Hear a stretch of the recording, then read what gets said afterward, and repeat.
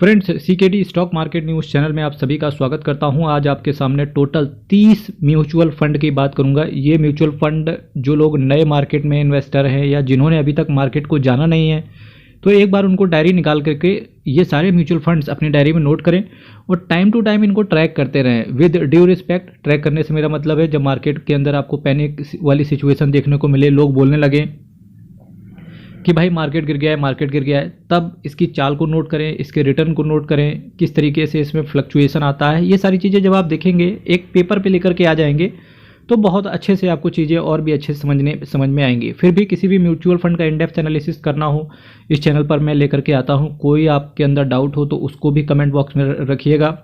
आज मैं चूँकि नया साल आने वाला है, तो जिसकी वजह से मैं बताता हूं कि भाई किस तरीके से कौन कौन से ऐसे म्यूचुअल फंड है। हर कैटेगरी से रिलेटेड मैंने कुछ म्यूचुअल फंड आपके सामने रखने हैं, जिसमें से लार्ज कैप कैटेगरी के अगर मैं अभी बात करूं तो देखिए, Canara Robeco blue chip fund. Canara Robeco blue chip fund 3 साल का रिटर्न देखो 13%, 5 साल का 18% के हिसाब से, 10 साल में 13% के हिसाब से रिटर्न ऑन एन एवरेज उन्होंने बना के दिया है। फ्रेंड्स देखिए, रिटर्न ये गारंटी नहीं है पास्ट का रिटर्न की, फ्यूचर में भी कंपनी ऐसा ही रिटर्न देगी, ठीक है। फिर भी कुछ तो पैरामीटर रखना होता है, तो इस वजह से मैं कहीं ना कहीं पैरामीटर मैंने रिटर्न को ही सेलेक्ट किया है। तो जिसकी वजह से कंसीडर और भी चीज़ें होती है, जैसे एक्सपेंस रेशियो हो गया, फंड मैनेजर का करेक्टर चेक करना हुआ, करेक्टर विद ड्यू रिस्पेक्ट कि उसका पास्ट में परफॉर्मेंस किस तरीके से रहा है। इसके साथ साथ एएमसी से भी मीनिंग होता है कि एएमसी किस तरीके से परफॉर्मेंस देती है, किस तरीके से वो कैश होल्ड करके चल रहे हैं अपने पास। फंड मैनेजर का भी एक एनालिसिस देखना होता है कि फंड मैनेजर किस अप्रोच को फॉलो कर रहा है फंड को मैनेज करने के लिए। तो अगर मैं Canara Robeco blue chip fund की बात कर रहा हूं, तो लार्ज कैप कैटेगरी का म्यूचुअल फंड है। पास्ट में इसने बेहतरीन परफॉर्मेंस दिया है और लार्ज कैप कैटेगरी में 12-13% का रिटर्न एक सफिशिएंट माना जाता है। HDFC टॉप 100 फंड, जी हाँ, 10 साल का देखिए 12% के हिसाब से इन्होंने रिटर्न डिलीवर करके दिया है, 3 साल में 18%। मेरा ये सेट लार्ज कैप भी कुछ बेहतरीन AMCs में से एक है और इन्होंने कंसिस्टेंट परफॉर्मेंस के लिए, कंसिस्टेंट होकर के परफॉर्मेंस होकर के जाने जाते हैं कि रिटर्न कंसिस्टेंटली इन्वेस्टर्स की पॉकेट में डालते हुए देखने को मिलते हैं। ऑन एन एवरेज अगर मैं इस लिस्ट की बात करूं जो कि आपके सामने अभी रखी हुई थी, तो ऑन एन एवरेज 3 साल में 14% का और 10 साल में 12% का ही ऑन एन एवरेज इसने बना के दिया है। एक चीज़ आपको यहाँ से सीखनी चाहिए कि सपोज दैट आप अपने पॉकेट में, यानी कि म्यूचुअल फंड की पॉकेट में 2 लार्ज कैप रख लेते हो, 2 स्मॉल कैप रख लेते हो, तो इससे फ़र्क नहीं पड़ता। इससे क्या होता है कि इससे अच्छा है कि आप चले जाओ एक फ्लेक्सी कैप के साथ, क्योंकि फ्लेक्सी कैप में रिटर्न आपका रहेगा 12-13% के आसपास, वहीं स्मॉल कैप में आपका 21% रहेगा, लार्ज कैप में 12% रहेगा। तो क्या होगा, अगर ये एवरेज करेंगे तो 12-13% ये भी निकल के आएगा, 15-16% के आसपास।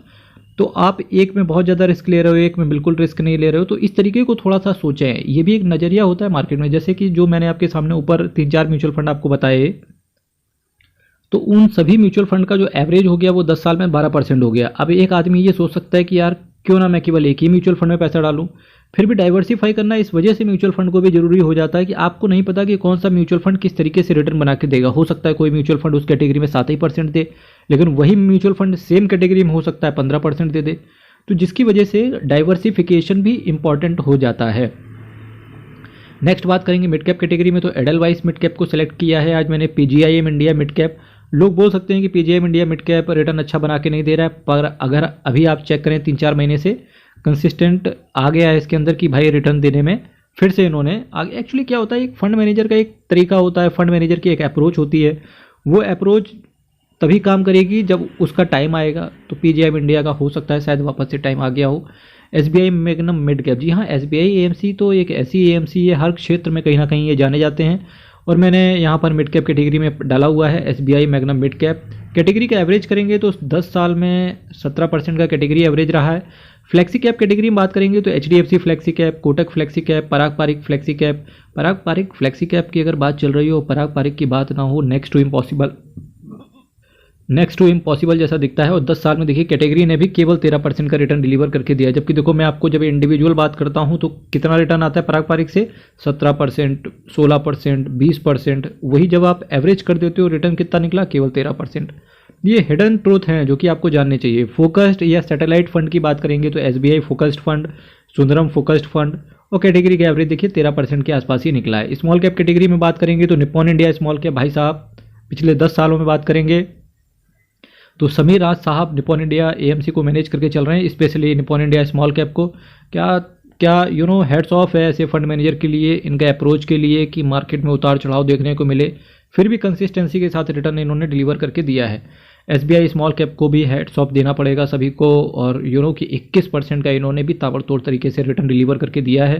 कैटेगरी का एवरेज देखिए, निपॉन इंडिया और एसबीआई को कंपाइल करके देखें तो 18% का ही रिटर्न निकल के सामने आ रहा है। तो एवरेज से बहुत सारी चीज़ें कम हो जाती हैं, ये चीज़ आपको पता होना चाहिए। ईएलएसएस कैटेगरी, जो लोग टैक्स सेविंग करते हैं, जिनके पास हाउसिंग लोन वगैरह जिसका ना चल रहा हो, इनकम टैक्स की अगर कोई आपको रिगार्डिंग कोई सलाह चाहिए हो तो feel free to ask. YouTube के अबाउट सेक्शन में मेरा व्हाट्सएप नंबर पड़ा हुआ है, वहाँ पर आप कॉल कर सकते हो, व्हाट्सएप पे भी मैसेज डाल सकते हो या कॉल भी डायरेक्ट कर सकते हो। Canara Robeco ELSS, Canara Robeco ELSS generally उनके लिए होता है जो टैक्स सेविंग करते हैं, जिनके पास हाउसिंग लोन वगैरह ना हो, सुकन्या समृद्धि ना चल रहा हो, तो उनका रहता है कि 1,50,000 रुपये तक ईएलएसएस में अगर आप इन्वेस्ट करते हो, ये एक इक्विटी ओरिएंटेड म्यूचुअल फंड्स होते हैं, तो वहाँ पर आपको 1,50,000 रुपये एटीसी के अंदर डिडक्शन देखने को मिलता है। कैनरा रोबेको ईएलएसएस 14% का रिटर्न है। कोटक ईएलएसएस और कैटेगरी का एवरेज रहा है 13%। एग्रेसिव हाइब्रिड फंड की बात करेंगे, Canara Robeco equity hybrid, ICICI Prudential equity and debt fund, category average इनका केवल 11% रहा है। हाइब्रिड फंड से वैसे भी आपका रिटर्न कम हो जाता है, यहाँ पर एक हाइब्रिड को और इंक्लूड करना चाहूँगा, जैसे कि आप एचडीएफसी का हाइब्रिड फंड को भी देख सकते हो, आईसीआईसीआई प्रूडेंशियल के हाइब्रिड फंड्स को आप देख सकते हो। शॉर्ट टर्म कोर फंड्स की बात करेंगे तो एक्सिस शॉर्ट ड्यूरेशन फंड, देखिए short duration fund short term के लिए ही होते हैं, जनरली आप 1-2 साल के लिए अगर इन्वेस्ट कर रहे हैं, जनरली यहाँ पर आप रिस्क बहुत कम लेते हो। रिस्क बहुत कम से मेरा मतलब है इक्विटी के अंदर बहुत कम एक्सपोजर रहता है, जिसकी वजह से रिटर्न आपको कहीं ना कहीं इनका एक फिक्स डिपॉजिट के तरीके से ही मिलता है। लेकिन हाँ, आप कहेंगे भाई इससे अच्छा तो फिक्स डिपॉजिट में ही लगा लेते पैसा, ऐसा नहीं है। कभी कभी इनका रिटर्न फिक्स डिपॉजिट से आधा 1% भी ऊपर इंक्रीज हो जाता है। आप कहेंगे आधा 1% से क्या लेना देना है, आधा 1% को सोच के देखो, 30-40 साल का मैटर अगर हो जाए तो आधा % ही कमाल कर सकता है कंपाउंड की वजह से। एक्सिस शॉर्ट ड्यूरेशन फंड की बात करेंगे 6% का, HDFC short duration debt fund की बात करेंगे 6.19%, आईसीआईसी प्रूडेंशियल के शॉर्ट टर्म फंड की बात करेंगे 6.49%।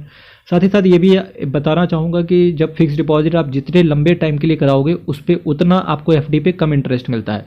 कोशिश करें कि अगर आप एफडी भी करवा रहे हैं तो शॉर्ट टर्म के लिए ही करवाएं, जनरली 1 साल को ही कंपाउंड करते रहें, क्योंकि उसमें आपका रिटर्न अच्छा बैठता है। कैटेगरी एवरेज की बात करेंगे तो 6.69%। कॉर्पोरेट बॉन्ड फंड की बात करेंगे तो एचडीएफसी कॉर्पोरेट बॉन्ड फंड कुछ भी नहीं छूटेगा आज, डेट फंड भी रखा है, इक्विटी भी रखा है, हाइब्रिड भी रखा है, हर तरीके का फंड आपको दिखेगा। कॉर्पोरेट बॉन्ड फंड में बात करें तो एचडीएफसी कॉर्पोरेट बॉन्ड फंड की महारत हासिल है एक तरीके से इनको, वहीं सुंदरम कॉर्पोरेट बॉन्ड फंड ने भी कुछ तगड़ा रिटर्न बना के दिया है 5.86%। कैटेगरी एवरेज 7% के आसपास का है। Banking and PSU debt fund की बात करेंगे तो Bandhan banking and PSU debt fund, Kotak banking and PSU debt fund, Nippon India banking and PSU fund, ये सारे नाम आप देखते चलो, नाम पता होना इंपॉर्टेंट है। यही नहीं पता कि होता क्या है मार्केट में, किस तरीके से म्यूचुअल फंड, आपको तो सिर्फ यही पता होगा एसबीआई का म्यूचुअल फंड आता है, एचडीएफसी का म्यूचुअल फंड आता है। म्यूचुअल फंड सिर्फ इक्विटी में पैसा डालते हैं ऐसा नहीं है, म्यूचुअल फंड डेट के अंदर भी पैसा डालते हैं। डेट का मतलब क्या है, फिक्स्ड इनकम सिक्योरिटी। तो जो आपको समझ में नहीं आ रहा सुनते रहो, क्योंकि जब यही चीज़ें दोबारा आपको पता चलेंगी तो क्लिक हो जाएगा आपको एक तरीके से, अच्छा वहाँ उस चैनल पे मुझे ऐसा सुनने को मिला था, इसका मतलब ये भी है। नॉलेज गेन करते रहो। इंडेक्स फंड की बात करेंगे या ईटीएफ की बात करेंगे, एक्सचेंज ट्रेडेड फंड, तो इंडेक्स फंड के अंदर देखिए ICICI prudential Nifty next 50 index fund, Motilal Oswal का नेस्डेक 100 ईटीएफ, निपॉन इंडिया का ईटीएफ गोल्ड 20। ठीक है, गोल्ड 20 से आप मतलब समझ रहे हो ना कि जो सोना का जब उतार चढ़ाव देखने को मिलेंगे तो गोल्ड 20। अगर आपको ऐसा लगता है कि सोना हमेशा ऊपर ही जाएगा तो फिर आप गोल्ड 20 की तरफ आगे बढ़ो। वहीं Nippon India ETF Nifty 50-20, UTI Nifty 50 index fund. तो ये देखिए, तो यहाँ पर ये नोट आप पढ़ लीजिएगा, all fund displayed are growth fund है सभी। Illustration and data provided is for information purpose only, doesn't constitute any kind of category। इसके साथ ही साथ आपसे कहना चाहूँगा मेरे मित्र, चैनल को सब्सक्राइब कीजिएगा। कोई म्यूचुअल फंड छूट गया और आपको ऐसा लगता हो कि भाई ये म्यूचुअल फंड भी परफॉर्मेंस दे सकता है कि नहीं दे सकता है, तो कमेंट बॉक्स मारिए, बिल्कुल कोई दिक्कत नहीं, कमेंट बॉक्स आपके लिए खुला है।